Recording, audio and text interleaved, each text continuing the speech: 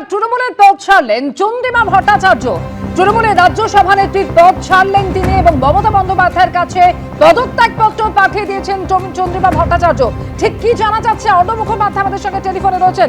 অর্ণব, দেখো, যেটা জানা যাচ্ছে চন্দ্রিমা ভট্টাচার্য তিনি মমতা বন্দ্যোপাধ্যায়কে একটি চিঠি পাঠিয়েছেন এবং সেই চিঠি পাঠিয়ে তিনি জানিয়েছেন যে তিনি সমস্ত পদ থেকে, তার যে স্টেট প্রেসিডেন্টের পদ ছিল অল ইন্ডিয়া তৃণমূল কংগ্রেসের, সেই পদ থেকে তিনি পদত্যাগ করছেন এবং তিনি যেগুলো পদ তার কাছে রয়েছে সমস্ত পদ থেকেই তিনি রেজিগনেশন দিচ্ছেন। অর্থাৎ এই মুহূর্তে বড় যে খবর পাওয়া যাচ্ছে, তৃণমূলের রাজ্য সভানেত্রীর পদ ছাড়লেন চন্দ্রিমা ভট্টাচার্য এবং সমস্ত পদ থেকেই তিনি রিজাইন করেছেন। এই নিয়ে মমতা বন্দ্যোপাধ্যায়ের কাছে পদত্যাগ পত্র পাঠিয়ে দিয়েছেন চন্দ্রিমা ভট্টাচার্য। তৃণমূলের সমস্ত পদ থেকে তিনি ইস্তফা দিয়েছেন। অর্থাৎ তৃণমূলের ভাঙন, কালীঘাট তৃণমূলের ভাঙন আরো চওড়া হলো তা বলাই যায়।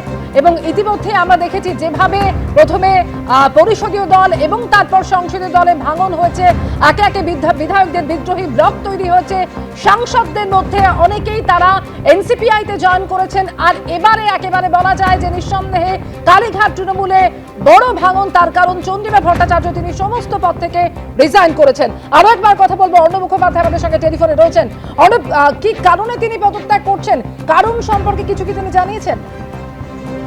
দেখো, তিনি যেটা লিখছেন, শ্রদ্ধেয় দিদি, আমি এখানে জানাচ্ছি যে আমি সমস্ত পদ থেকে স্টেট প্রেসিডেন্ট অল ইন্ডিয়া তৃণমূলে যে পদ তাকে দেওয়া হয়েছিল 3/6/2026 তারিখে কালীঘাটের বৈঠকে, সেই বৈঠকে যে পদ তাকে দেওয়া হয়েছিল স্টেট প্রেসিডেন্ট বা রাজ্য সভানেত্রী, সেই পদ থেকে তিনি পদত্যাগ করছেন।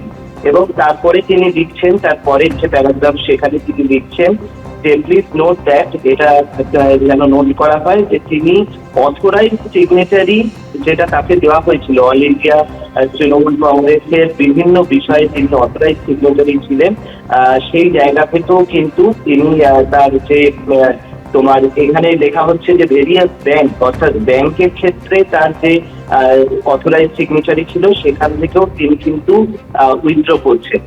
এবং তারপরের লাইনে যেটা তার পরের প্যারাগ্রাফে যেটা বলা হচ্ছে যে ইলেকশন কমিশনের ক্ষেত্রে তাকে যে অফিসিয়ালি সিগনেচার করার যে দায়িত্ব দেওয়া হয়েছিল সেইটা হয়তো তিনি না উইথড্র করছেন। অর্থাৎ তিনটে, একটা বিষয় হচ্ছে যে রাজ্য সভানেত্রীর পদ থেকে তিনি যেরকম ভাবে উইথড্র করছেন, সেরকম ব্যাংকের ক্ষেত্রে তার সই সেটা হচ্ছে অফিসিয়ালি স্বীকৃত ছিল, সেটা থেকে তিনি উইথড্র করছেন।